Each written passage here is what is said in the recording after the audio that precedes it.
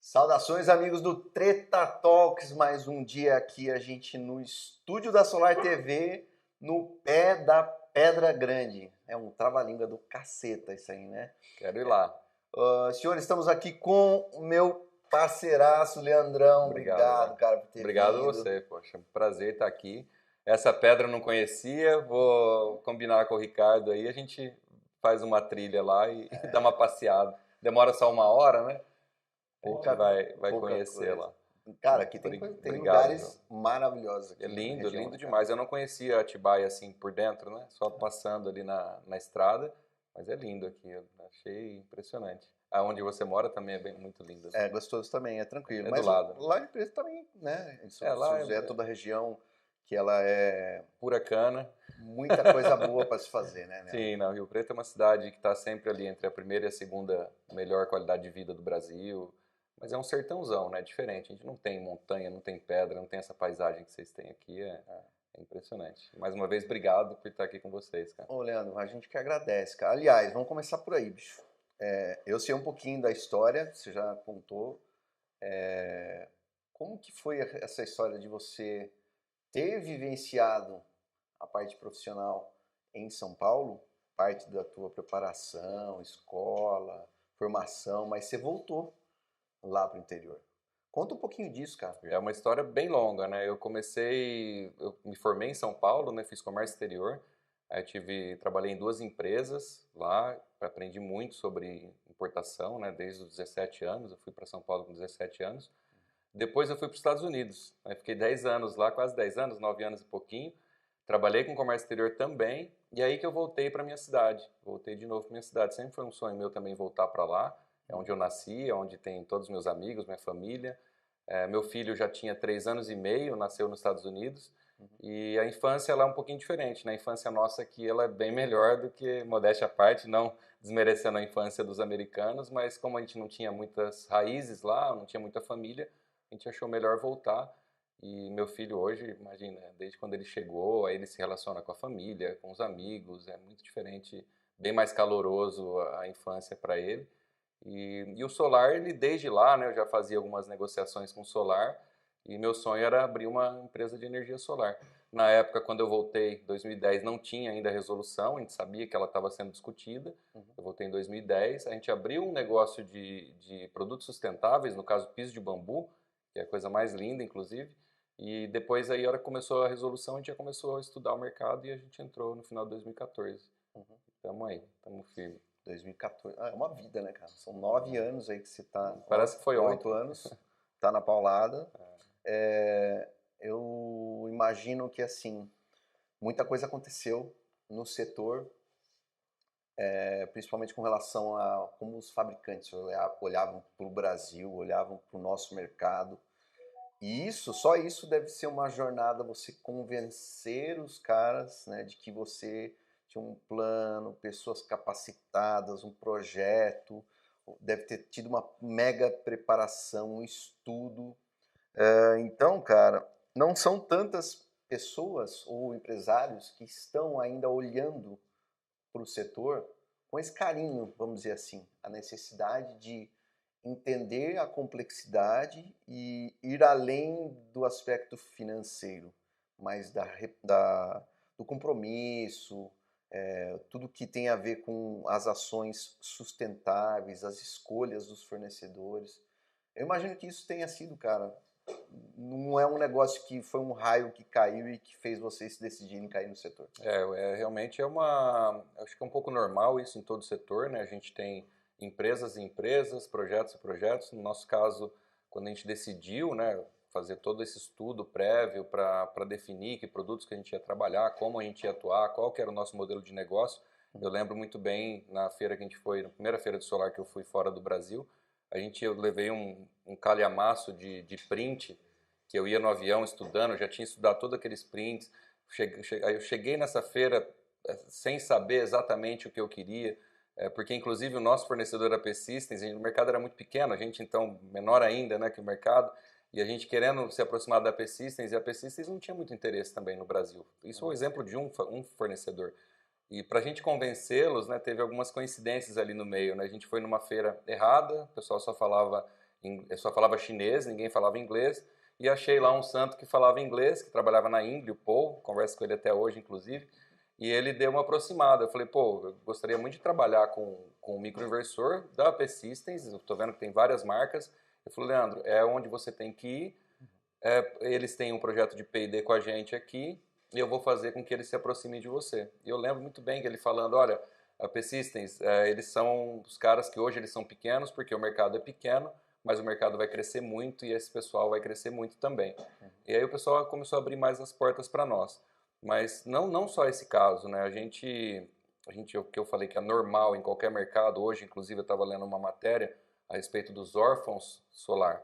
Então, o que é isso? São empresas que abrem e fecham, as pessoas que compram de empresas que fecharam, elas ficam órfãs, ela fica sem assistência nenhuma, o sonho que ela tinha de ter um produto sustentável, ele dura até um problema que ele tenha e a empresa que não existe mais não vai dar assistência para aquele problema. Isso acontece em todos os lugares. Nos Estados Unidos, por exemplo, 2/3 das empresas elas fecharam, isso é dado estatístico lá, em um determinado período de tempo, se eu não me engano, de 2016 a 2019.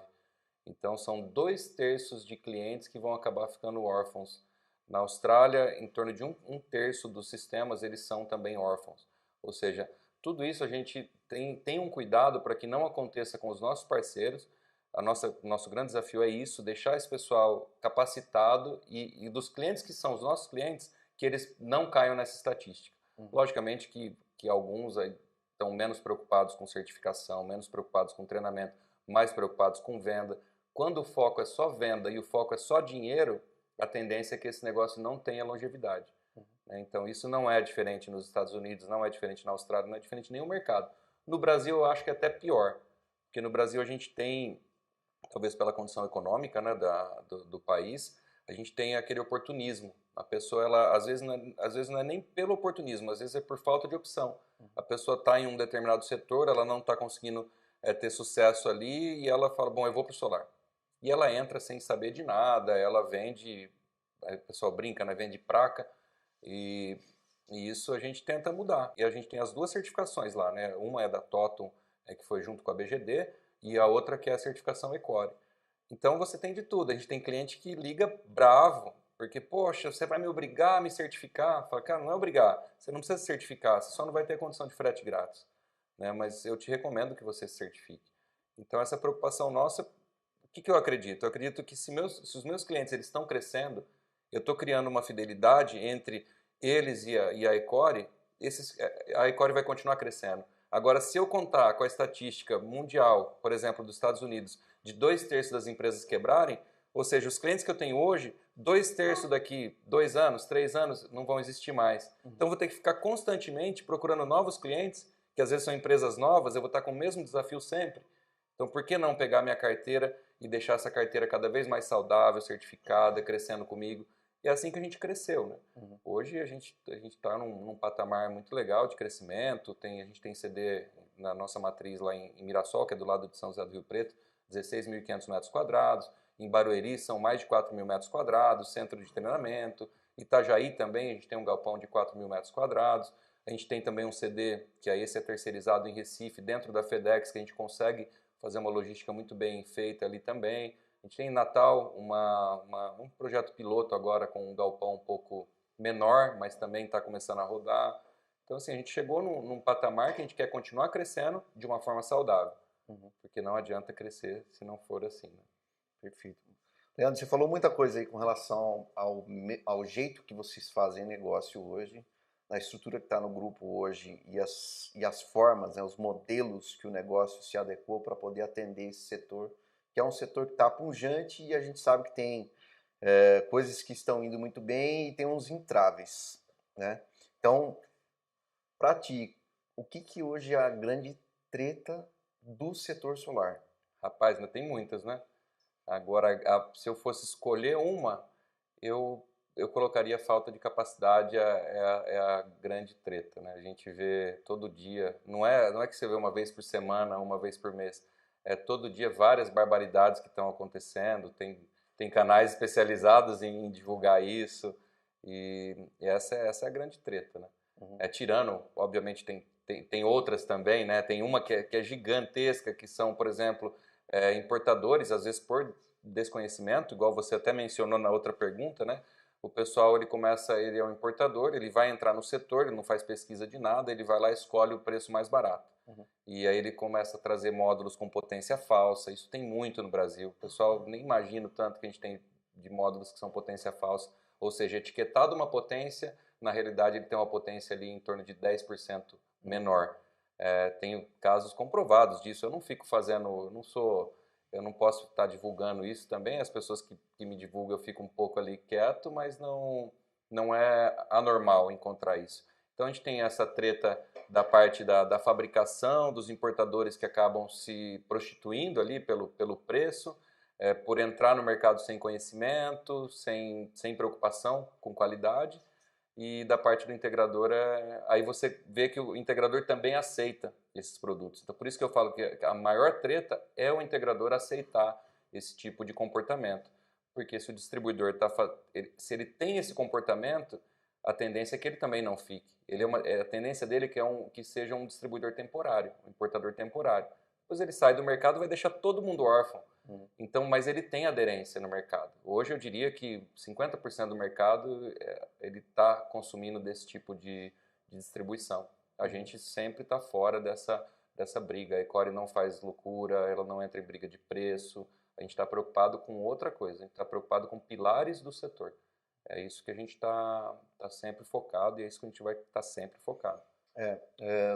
Você falando das coisas começa a ilustrar assim, a última treta que eu vi assim nos grupos está relacionada, por exemplo, nos grupos de WhatsApp, está relacionada aos conectores MC4. Hoje, o tanto de produto que está sendo feito em quintal. Sim. Né? Então, o cara ele tem uma pequena injetora, ele decidiu produzir conectores MC4, que é um gargalo, vamos dizer assim, com relação ao material elétrico, ao conjunto como um todo. Sim. Se for pensar, quanto que representa isso no equipamento? Né? Não só isso, né? Você tem cabos que são cabos falsos também, né? Tem muita coisa errada, né, acontecendo no mercado. E isso pode se traduzir, e com certeza, em um determinado momento, vai se traduzir em um acidente. Uhum. E esse acidente ele pode custar vidas, né? Então é um desleixo, é uma desvalorização da vida. Uhum. E eu acho que se tiver uma pessoa que morreu por um acidente, já não valeu a pena nem o desenvolvimento do setor, uma criança ou qualquer incidente mais grave, né? E, infelizmente a gente vem notando, né? Isso é típico de qualquer mercado. 10 anos depois da abertura dele, o número de acidentes ele começa a aumentar muito. E a gente está vendo isso no Brasil. E esse ano é exatamente o 10º ano. Né? Então, talvez porque a gente teve alguma economia um pouquinho mais fraca do que os outros países, talvez a gente veja esse pico o ano que vem. Mas pelo tanto de incidentes que a gente está vendo esse ano, é absurdo. Você falou um negócio interessante com relação à cultura nossa, né? Que é assim, a cultura do oportunismo. Então, é algo que não é tão simples a gente mudar só com ações, e ações geram exemplos, óbvio que tem toda uma métrica para isso se escalar, né, vamos dizer assim. Cara, tem algo que como empresário eu imagino que venha de você. Isso venha dos seus valores pessoais, né? Como instruir as pessoas, de que jeito. E quem te conhece, quem teve a oportunidade de já te conhecer pessoalmente, sabe que você tem uma abertura, você sempre se posiciona de um jeito muito do approach, né? De ombro a ombro. E eu imagino que isso resvala sobre o modelo de vocês fazerem negócio, Também. do grupo fazer negócio. Sim, é importante, né, essa proximidade. As empresas elas crescem, elas tendem a hierarquizar a coisa e deixar uma empresa engessada, uma empresa difícil, a comunicação ser muito difícil. Inclusive agora a gente começou semana passada um programa dentro da empresa de fale com o presidente. Então eu converso com cada pessoa durante 15 minutos. Vai demorar bastante tempo, porque só de CLT a gente tem 260 funcionários. Pouca gente. E se eu colocar as unidades que a gente tem B2B no Brasil e os funcionários que essas unidades têm, são quase 500 famílias que vivem conosco. Então, não só com os nossos clientes, mas dentro da empresa também. Eu falo que não existe hierarquia de relacionamento, existe uma hierarquia só de tomada de decisão. Essa hierarquia é boa. Agora, de relacionamento, a gente nunca teve, nunca vai ter. Eu tenho muito exemplo do meu pai, da minha família, da minha criação. Não sou sozinho dentro da Ecora, a gente tem um time maravilhoso, os próprios gestores, né? Meu irmão é meu sócio, então a gente tem isso acho que vem da criação também, né? A gente não ter essa arrogância, né? Tem muita gente que disfarça até a ignorância é disfarçada pela arrogância, né? A gente pode ser uma pessoa humilde com conhecimento também. Tem pessoa que confunde fala, pô, o cara quanto mais arrogante, mais ele conhece o assunto. Na verdade é só um disfarce, né, daquela falta de conhecimento. Então a gente procura manter essa identidade e a gente vai continuar sempre assim. Bem falado, Leandro.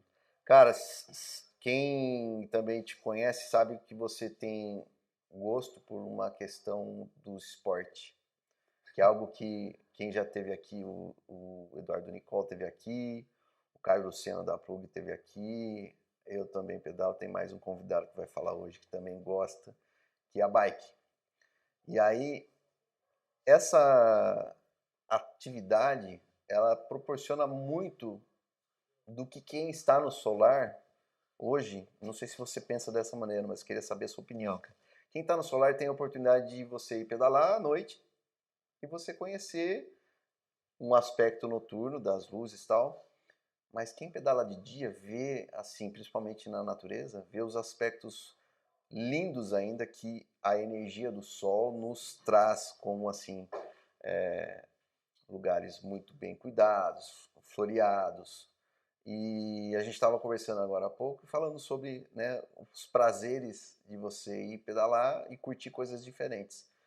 Cara, isso você consegue pôr na tua rotina hoje? Na tua rotina Não, com essa não loucura, consigo. essa doideira, você consegue encaixar alguma brechinha para Cara, fazer depois, isso? depois que eu comecei com o solar, o meu hobby acho que é só trabalhar, cara.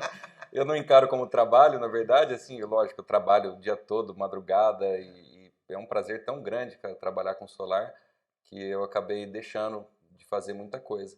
Durante a minha vida inteira, desde de moleque, eu sempre andei de bicicleta, eu fiz downhill, quando eu morei nos Estados Unidos, eu ia em pista profissional de downhill, todo equipado lá, sofri acidente, comentei com você hoje, sofri acidente com capacete, trincava capacete, mas eu sempre ileso, né?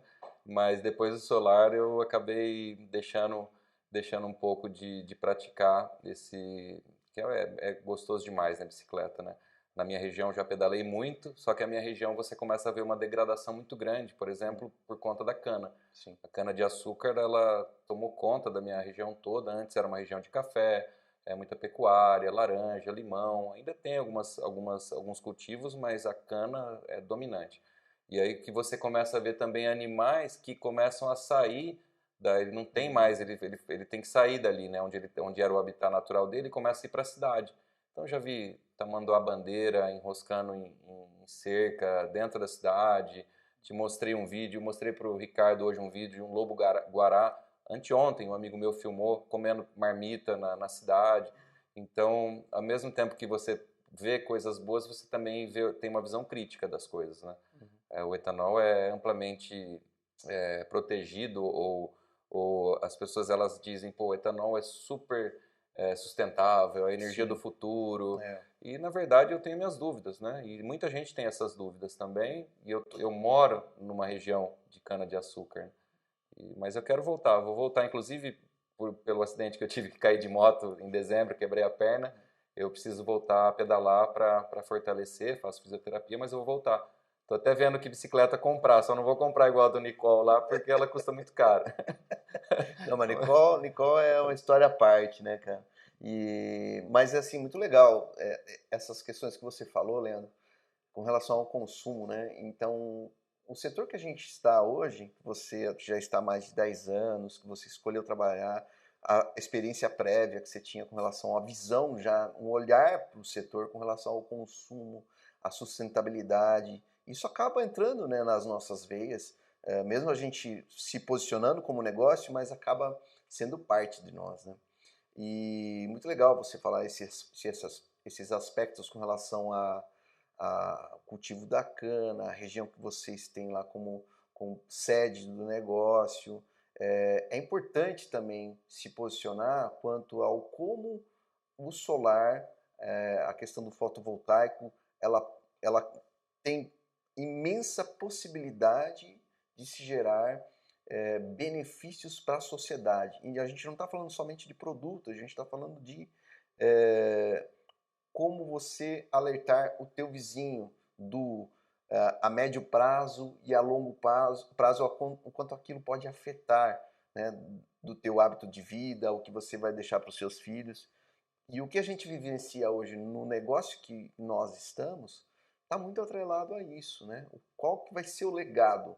Nosso legado de mudança de matriz energética, nosso legado de como fazer as pessoas refletirem mais com relação ao consumo e otimizar os recursos que já existem e que a gente está negligenciando por conta de muita coisa de economia de escala, né? A maturidade dos combustíveis, das hidrelétricas ou de outras fontes energéticas, que isso precisa de uma vez dar um sacode, e principalmente com relação à mente ou mentalidade dos empresários, da forma que eles estão consumindo energia hoje. Exato. Então é uma cadeia, né, cara? Exato. É uma coisa assim, eu também não sou chato, tá? Porque às vezes a pessoa ela Eco-chato. entra, ela vira um eco-chato. Eu entendo que nós temos necessidade de combustível, nós temos necessidade do etanol. De novo, estou lá no meio do monte de usina ali, né? Só que a gente tem que participar dessa transição energética como empresários. O nosso setor é um pouco mais simples a gente participar desse movimento, mas outras empresas elas podem também estar participando, adquirindo um sistema fotovoltaico, mais para frente adquirindo aí baterias para poder estar armazenando aquela energia, e aos poucos a gente ir saindo dessa dependência, né? Porque a gente vive em sociedade, ou seja, não adianta eu falar, pô, vamos acabar com a cana, vamos acabar com o etanol, mas peraí, e os carros que precisam do etanol? E como que a gente vai fazer, né? Então a gente tem que realmente viver em sociedade e fazer algo para que a gente possa estar deixando alguma coisa para o futuro. Se a gente pensar que, primeiro, dinheiro não é tudo na vida e a gente pode fazer algo diferente, se todo mundo pensar assim, o mundo com certeza ele vai ser muito melhor para os filhos, nossos filhos, e é assim que eu penso. Então, de novo, para a gente é muito fácil. Para outras empresas, poxa, mas peraí, para eu fazer alguma coisa, eu preciso gastar. E para eu gastar, de repente hoje eu não posso. Então a gente tem muito casos assim, pessoas querem investir em solar, o solar hoje é um ótimo negócio financeiro. As decisões hoje de compra de um equipamento fotovoltaico, ele não está relacionado, infelizmente, à parte sustentável. Ele só está crescendo e cada vez mais pela parte financeira. Mas tudo bem, né? De novo, a gente vive em sociedade, as pessoas defendem os seus interesses econômicos, elas também estão preocupadas no que elas vão deixar para os filhos, também na parte econômica. Então hoje ele cresce porque financeiramente é um ótimo negócio. Mas acho que vai chegar um momento que isso começa a mudar um pouquinho também. Em outros países é assim, né? Hoje tem a Europa quase toda, os Estados Unidos, já tem aquele consumidor que fala, poxa, eu vou pagar um sistema que vai demorar mais do que no Brasil, inclusive, o retorno financeiro, mas eu quero gerar minha energia limpa, né? Eu quero escolher uma energia limpa. Então a gente tem que tá medindo também essa necessidade, a gente não pode ser muito radical, a gente tem que ir fazendo de pouquinho, acredito na espiral do bem, né? Se eu falo para você, você é meu vizinho, você é meu amigo, você fala para o teu vizinho, para a tua família, a gente vai fazendo essa espiral e o mundo vai ficando cada vez melhor, né? Perfeito, cara.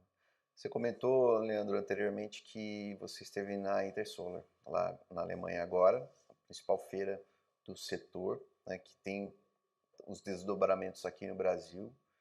O que você diria nas experiências que você esteve por lá, cara? Fora a parte boa de ver as empresas prosperando, os amigos, tal. O que seria assim a grande lição para quem esteve lá e comparar com o que pode chegar aqui de legal? Poxa, a feira totalmente voltada para bateria e carregador veicular. Impressionante. O pessoal, meus clientes, né? Pô, você foi aí, você está aí, manda novidades. Teve um monte de gente que falei, cara, novidade aqui são baterias e carregadores veiculares. Não tem quase nada. O restante é tudo que a gente já tem no Brasil, né? A gente, inclusive, tem baterias também, né? A gente está com baterias com sistemas híbridos à pronta entrega, uma coisa da Huawei, super legal, mas ainda é um mercado que é embrionário, né, para nós.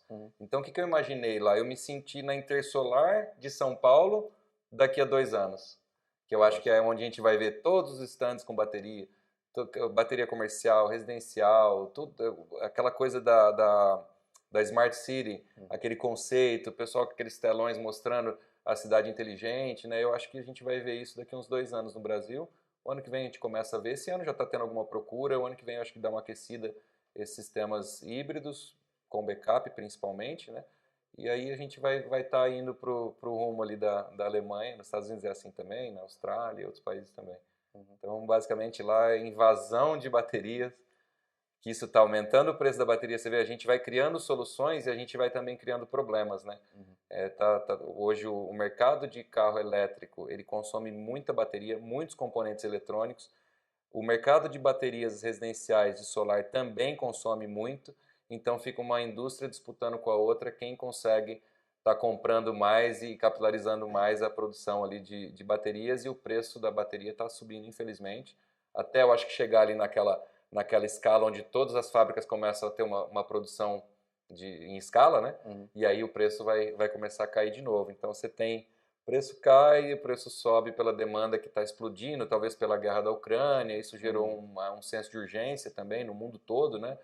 E para ficar independente, o pessoal agora está desesperado na Europa porque o frio começa ali em dezembro, novembro, né? Então o pessoal quer estar ali já um pouco mais seguro em relação a essa independência, que eles não vão conseguir, obviamente, migrar, ter essa transição em poucos meses, né? A guerra, se eu não me engano, começou em fevereiro, né, desse ano. Deu 100 dias, né? Esse final de semana deu 100 dias de... Então, assim, basicamente é isso. Na Alemanha a gente viu isso, é como se fosse a gente estar no futuro daqui 2 anos para frente, mais ou menos. Não, legal, cara. Eu cheguei já aí em feira e ouvi esse mesmo tipo de coisa. Ah, isso vai levar 10 anos para chegar no Brasil, vai chegar depois de diversas revoluções, ainda não está preparado. E aí você trouxe o aspecto contrário, né? A gente só já tem a tecnologia, já tem fornecedor, mas a gente não tem escala ainda por conta dessa briga, né? Que, a demanda é para o carro, né, para o carregador, é para a residência, e isso ainda vai se adequar. Mesmo o Brasil sendo produtor de alguns dos minerais que fazem parte aí com relação ao que compõe as principais baterias, as tecnologias mais recentes, né? Mas isso vai se maturar também. Sim, eu conversei com o pessoal que são fabricantes, né, em vários países, inclusive. São empresas que produzem terceirizado para várias marcas, inclusive, por exemplo, empresas parecidas com a Foxconn. Não vou falar o nome delas porque eu não tenho autorização para falar, mas o que eles falaram do Brasil é o seguinte: o Brasil ele é tão complicado que a estrutura que nós temos no Brasil hoje, dos produtos que eles fabricam aqui, são pessoas brasileiras, e a gente de fora, os americanos, os europeus, a gente só vê e confia, porque é uma complicação que a gente não tem em lugar nenhum do mundo, né? Então a gente acha que tem que desburocratizar o país, né? A gente tem que tá incentivando um pouco essa mudança de cultura de burocracia, né? Dar uma simplificada um pouco, aí a gente vai ter condições de fabricar baterias e talvez não ficar dependente de importação desses. Tem muita gente que já está fabricando no Brasil, né? Mas não tem a escala que o mercado demanda e que vai demandar no futuro. Essa é mais uma treta, né, Leandro? Essa questão tributária, a questão de adequação, de como tornar o negócio viável, equalizar essas diferenças entre os estados, quem é produtor, quem não é produtor, como se recolher de um jeito equitativo. É mais uma treta, Hoje está né, uma cara? briga, né? Você vê que o próprio gerador fotovoltaico tem estado que para a mercadoria, fala, não, agora vocês têm ICMS, porque mudou agora recentemente algumas NCMs, né? E a gente, para trabalhar, é muito difícil, assim, né? Por exemplo, o Ceará, toda a mercadoria que a gente vai entregar no Ceará, os caminhões são parados, o fiscal, ele ameaça apreender a mercadoria, a gente tem que entrar com mandado de segurança, tirar essa mercadoria com autorização do juiz, ele só aceita a liberação, em alguns casos, com o oficial de justiça entregando em mãos, uma coisa que não tem cabimento, é uma coisa que vem, tem vários indícios, várias normativas, várias regras tributárias que a gente está defendido ali, mesmo assim a gente tem aquele agente dificultador, sabe? Aquela coisa de poder, talvez para mostrar que consegue parar a mercadoria, apreender mercadoria, e só vou liberar com mandado de segurança. Então isso é um país um pouco complicado. Imagina, para cada estado que você vende, você vai ter que ter você tem, né, uma preocupação diferente. O nosso setor ele vem sendo beneficiado com a isenção do ICMS no gerador fotovoltaico, Isso tem que continuar assim, né? O Brasil ainda é um mercado pequeno comparado com outros mercados no mundo. A gente gera muito emprego, faz muito bem para a economia. Todo esse setor que a gente criou hoje deve estar aí 40 mil revendedores no mercado. É um mundo muito grande. Tem algumas estimativas que dizem 300 mil pessoas trabalhando no setor. Então, pô, 300 mil pessoas. A minha cidade lá tem 500 mil pessoas. Se você pegar o adulto que trabalha, tenho certeza que não tem isso. Né? Que ali vai ter, tem os idosos aposentados, tem as crianças. Então a gente está fazendo muito bem para o Brasil, né? E poderia ser muito melhor ainda, né? Se a gente desburocratizasse, simplificasse um pouco essa vida. Importação, você não tem ideia. Você quer falar de treta? Tem treta na importação que, dependendo do porto que você faz a importação de módulos, eles entendem que esse tem IPI, esse não tem IPI. No outro porto, além do IPI, você tem que pagar o ICMS. Poxa, a gente só teve uma troca de NCM também de novo. Todos nós temos defesa a respeito daquela isenção do ICMS e do IPI, e mesmo assim, dependendo isso a gente está falando de Receita Federal, ou seja, todo o país, mas localmente eles têm um entendimento diferente. Em São Paulo está tendo esse entendimento diferente, isso que é péssimo. Nós entramos inclusive na semana passada, com o mandado de segurança também. O juiz falou assim, eu não entendo, basicamente, né, não escreve assim, porque eles escrevem bonito, né? Basicamente ele falou, eu não entendo, o fiscal, ele tem o funcionário da Receita Federal, ele tem o auditor, né?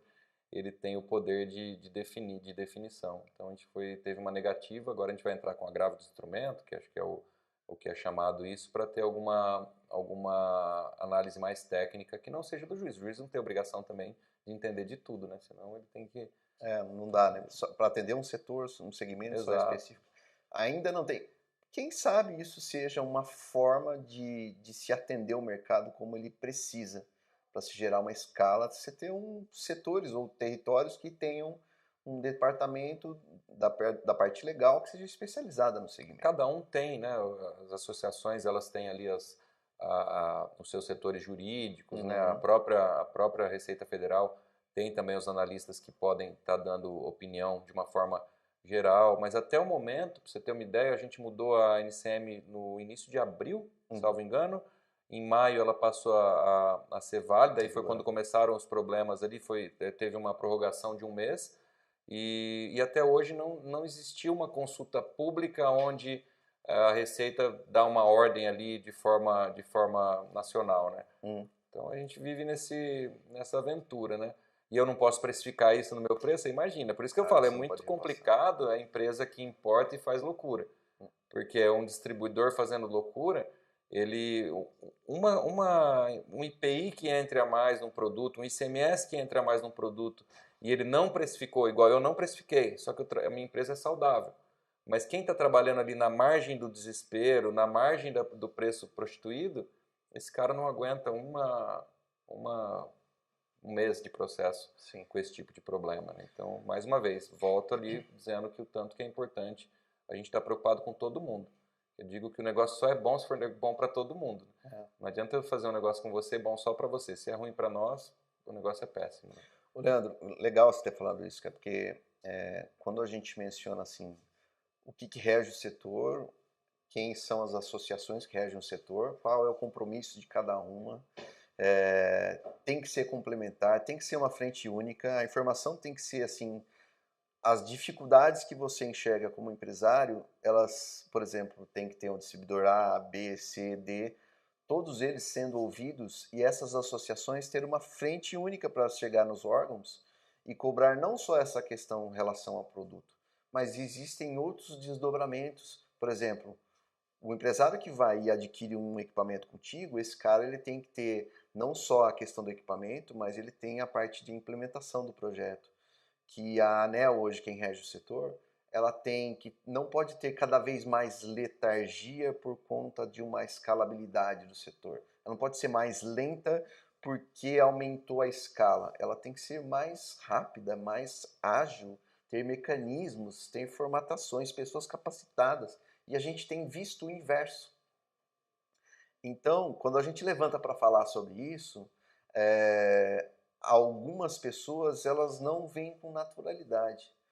E o setor depende dessa agilidade. Mas não acontece, né? Não acontece. Você vê o que está reclamações assim de inúmeras distribuidoras, por exemplo, que estão atrasando os processos, estão entrando ali com picuinhas de, pô, você errou ali uma letra no endereço, umas coisas assim que aí passa 30 dias para frente, o pessoal sem muitos integradores, revendedores, né, eu chamo de revendedores, sem resposta de projetos aí 2, 3 meses. A gente tá vendo problemas ali em Goiânia, principalmente, no Goiás todo, né?